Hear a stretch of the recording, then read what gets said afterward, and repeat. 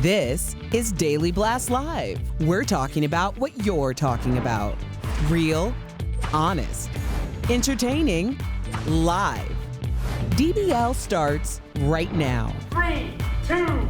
Welcome to DBL. I'm here with Jeff and Al, and we're sharing some of our favorite moments from past shows today. Let's get started, shall we? We begin with a topic that's almost got, it's a little too spicy for live TV. Let's watch this moment between Jeff, Tori, and Brandon.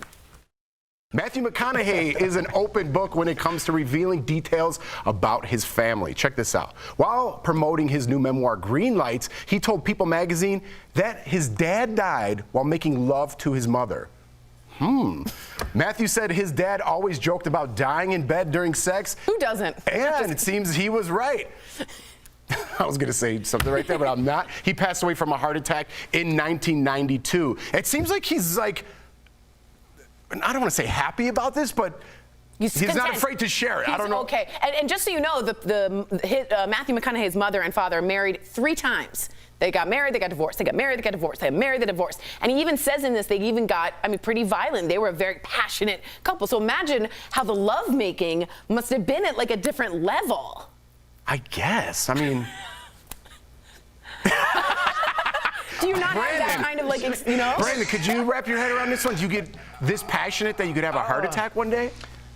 Look, I just know we have a lot of viewers checking their blue pill box to make sure this isn't a common side effect. That's all I'm thinking about when I heard of this. But I believe that Matthew McConaughey has come to terms with how his parents' relationship was growing up. Just think it was last year when he was talking about hooking Hugh Grant's father up with his mother. Yeah. And he was saying how, we're just going to hook them up and we may not see them for the rest of the night. Well, after hearing this, Hugh Grant, you may not see your father for the rest of your life because this lady's an undertaker. She's an undertaker. No, she's passionate and amorous.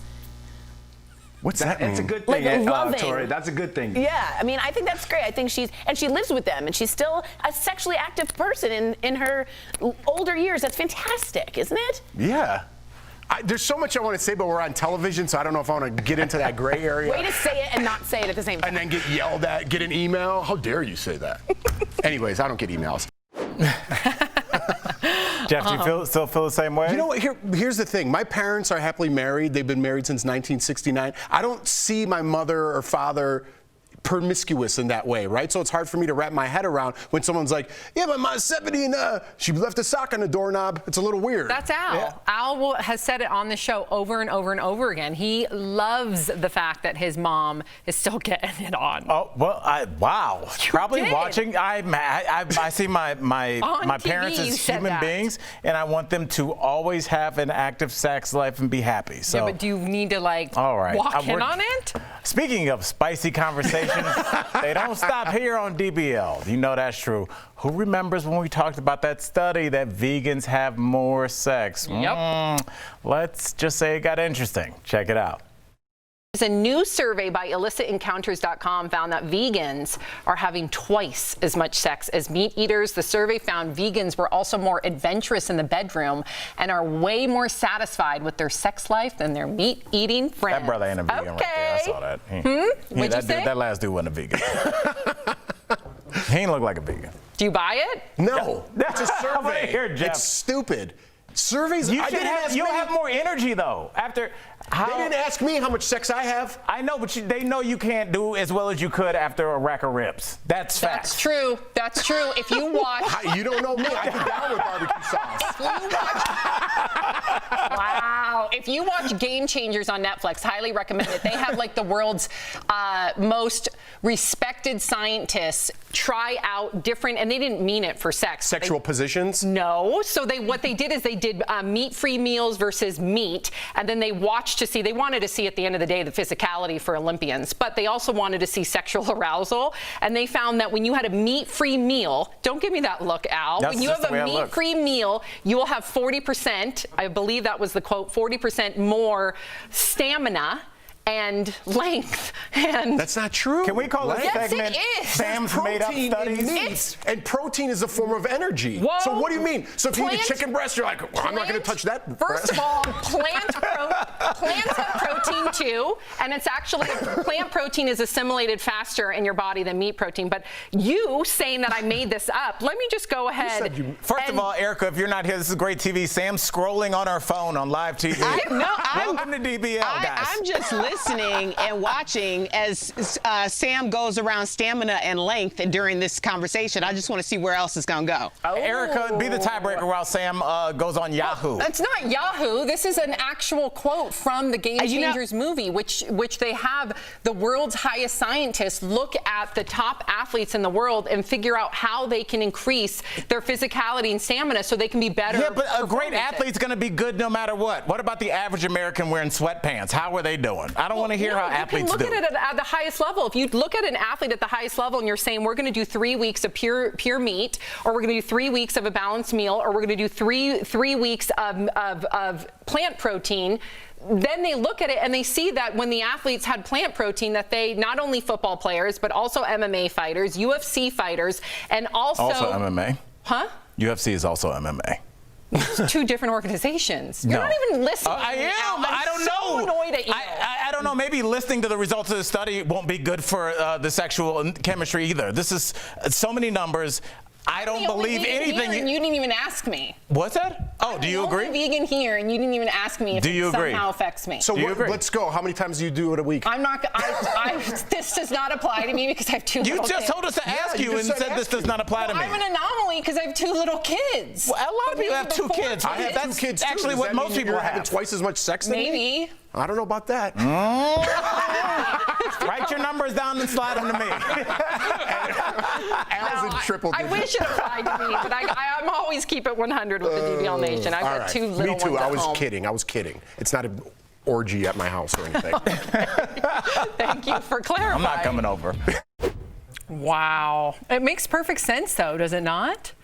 No. Why? It doesn't make perfect sense. You don't think that plant vegans are much more aware of what they put in their body? Right, but that doesn't mean that translates to sexuality. I think that that's something that is just inherent in you. Some people are very sexual beings, some people are not. I don't think it depends on whether you just eat asparagus or not.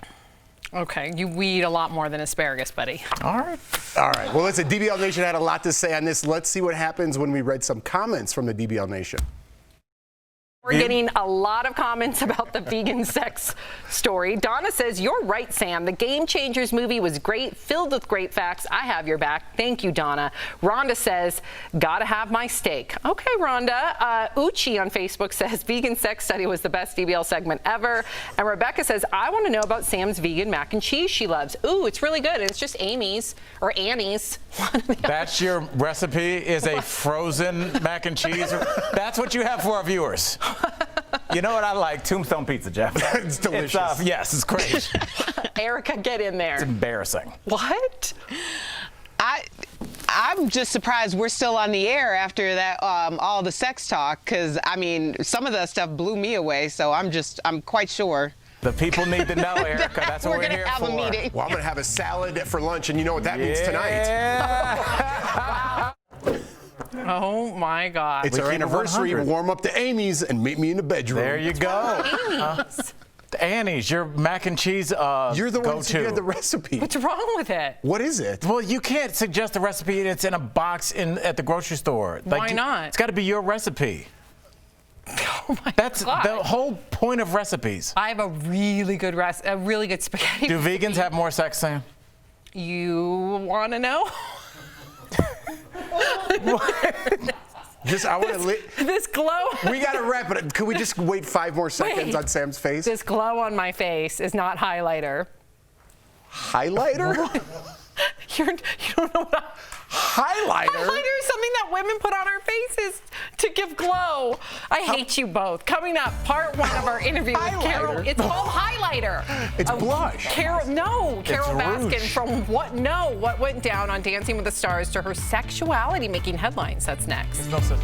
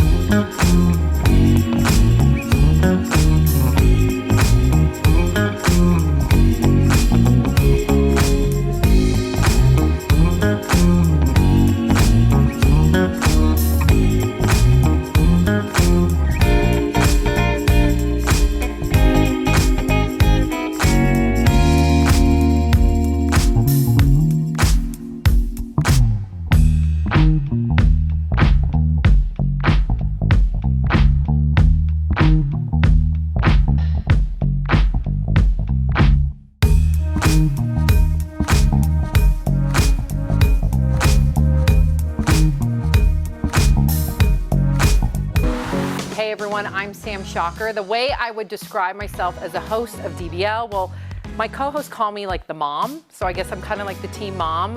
Happy Mother's Day, Sam. Oh, Mama Bear. Being a working mother is something that's very near and dear to my heart. I have such respect to all mothers out there, and that I love animals. I will advocate for animals till the day I die. The connection that we have built with the viewer, you feel like family. You share things that you are going through with us, and I felt comfortable sharing a really dark time in my life with you. I'm going through it. I know. I'm proud that we are inclusive. I'm proud that we have conversations about social injustices. Yes, we always have fun on this show, but at the end of the day, I feel like that we're making a difference. We really do provide a voice for the voiceless, and I'm so grateful for that.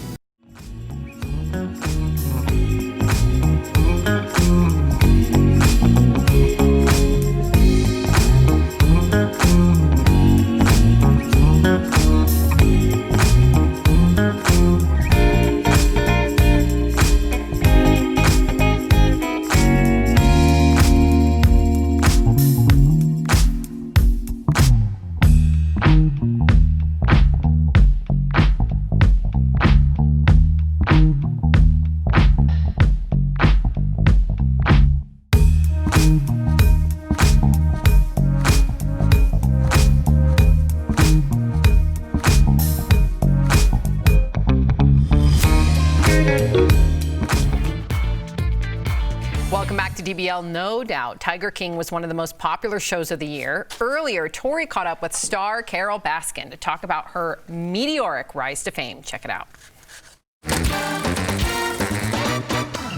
They have a heart and a soul and a mind. I've learned from them. But Carole Baskin keeps saying, I can't have these tigers. If he ever had an enemy in his life, it was Carole Baskin. Hey, all you cool cats and kittens, it's Carole at Big Cat Rescue. Joining us is Carole Baskin. Welcome to Daily Blast Live, Carole. You just made an announcement, actually, that you identify as bisexual, and that made huge news. I wanted to know if there's a reason you decided to make this part of your life public. Well, first of all, hey, all you cool cats and kittens. Yes!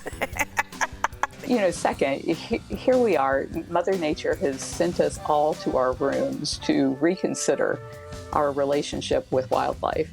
And when you think about all of the important things that we could and should be talking about, and yet all the media wants to talk about is my sexual identity, I'm old enough to be your grandmother, for crying out loud. Do you really want to talk about your grandmother's sex life from 40 years ago? I don't separate people by what gender they are or what color they are or their nationality or their creed or their religious differences. I believe that we are all one. I just don't separate that difference between male and female. I've always felt like I was both. People are acting like this is some big revelation. Right. It's like it's 40 years ago. And I haven't changed during all this time. It's just nobody ever asked me point blank what my belief was on it. And when I told them, oh my gosh, what a storm. Let's move on ourselves. Let's talk about Dancing with the Stars. First of all, what was that like? How did you enjoy it? And why did you say yes? And was it as hard as people say? People say it's like the most grueling thing they go through. Yes, it was the hardest thing I have ever done physically. Oh my gosh, I had no idea what kind of athletes these people were and are. And that's why I still watch every single episode now, because I want to cheer those people on, because I know they have bleeding blisters underneath those socks. It's true. Everybody's stuck at home right now. They can't do all the things that we used to do. And we're looking for some kind of diversion, which explains an awful lot of what we just talked about. The fact that they are going through what they're going through to bring that to people, they have no idea what it's like to be COVID tested every day and have that probe sent up into your brain to make sure that you aren't going to infect your dance partner. Why did you say yes, and did you hesitate to say yes? After Tiger King, we were approached by over 200 media outlets saying they wanted to tell my story. And then my daughter saw the list and she said, well, I really like Dancing with the Stars. I think that would be fun. The Tiger King we have to talk about, but out of everyone, you were the only one who spoke up for the cats. Anyone. I want to start off with your big cat rescue in Tampa. Just tell us how the park is holding up. We had closed our gates because the way we do tours is we put 20 people together and we have a tour guide and a backup, and they go through the sanctuary hearing every story about our 50 cats. So we closed our gates to tours, and then 5 days later, I think, Tiger King came out and painted us as this horrific place that was no better than these roadside zoos that were abusing cats. And people were calling me like every 2 minutes around the clock for 3 months, screaming obscenities and that they wanted to kill the cats because they were better off dead than in cages. And so we couldn't possibly let people onto the property with that kind of mentality out there. So that cut down a third of our income. We're talking $1 million that we lost because of COVID-19 and Tiger King. Stick around because part 2 of Carole Baskin's interview is coming up next.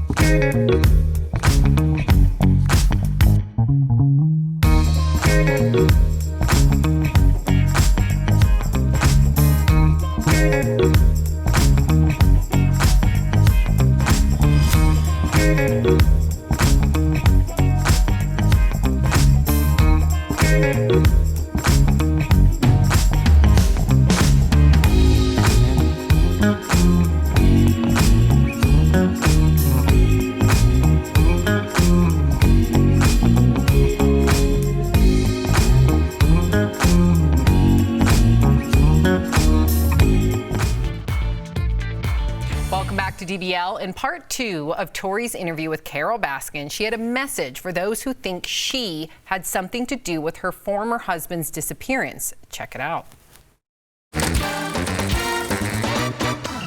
Joining us is Carole Baskin. Welcome to Daily Blast Live, Carole. I did want to ask you, you've said before the producers of Tiger King pitched this to you. Carole is the Mother Teresa of cats. We will end the private possession of these cats. This is my way of living, and nobody's going to tell me any otherwise.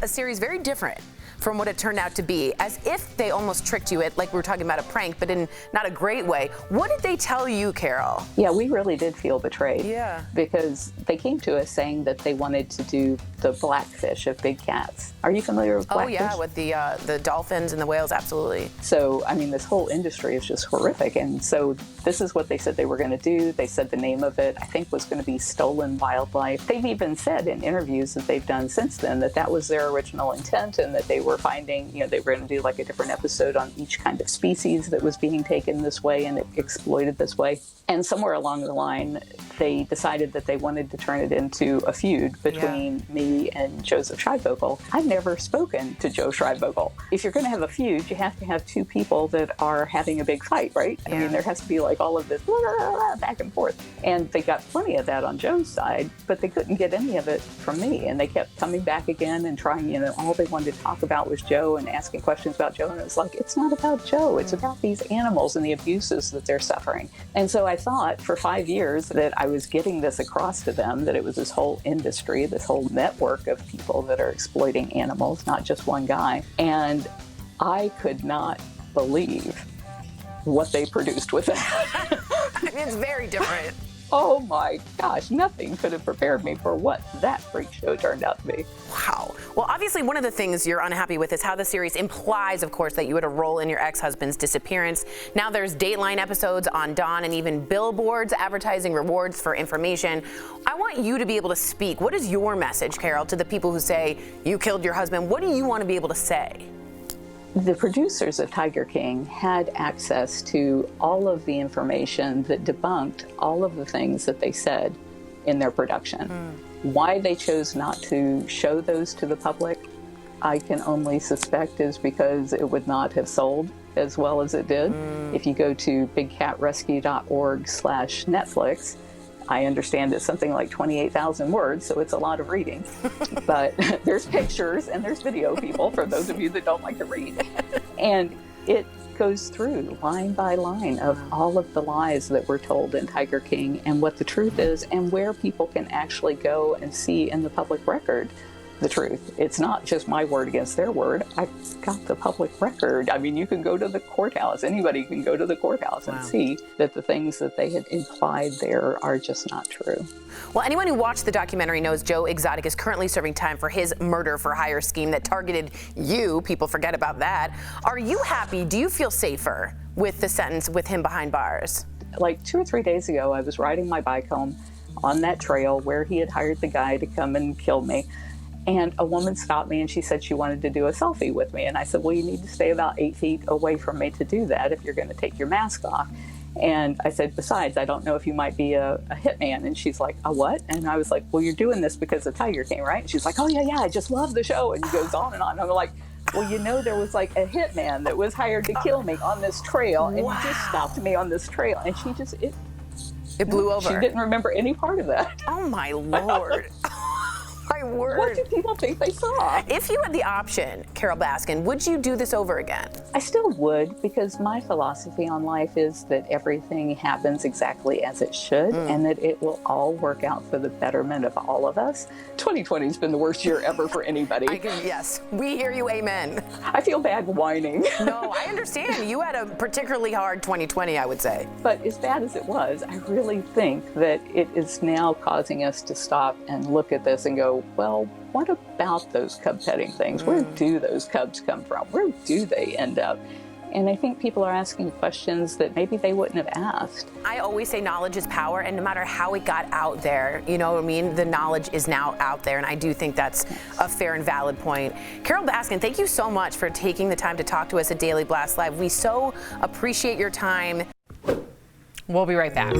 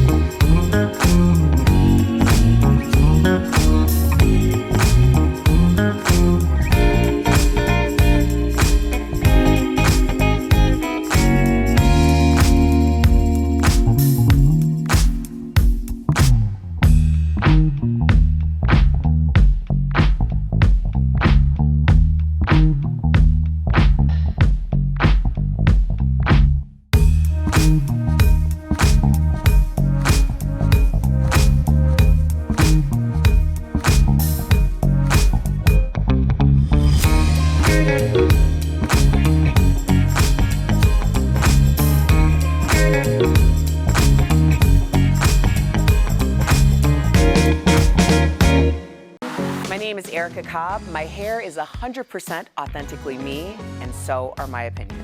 I am from Chicago, Illinois, and that's where my career started. My role on the panel is the voice of reason.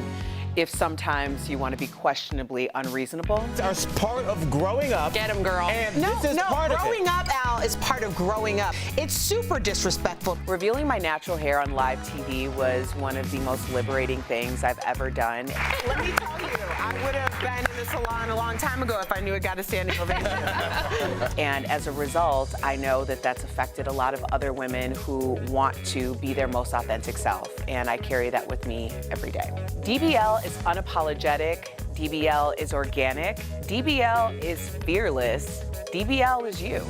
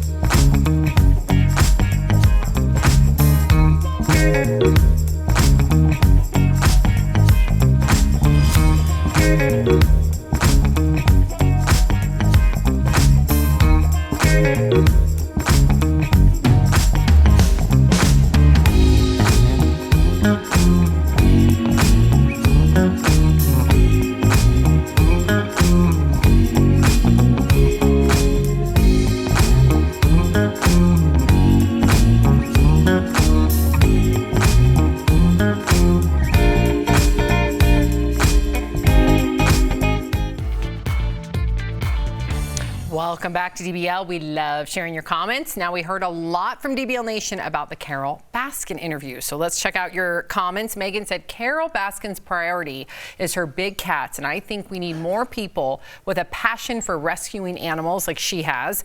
Deborah says, thanks for giving Carol the space to share her side of things. What did you guys make of it? Because I know you were both huge fans of Tiger King.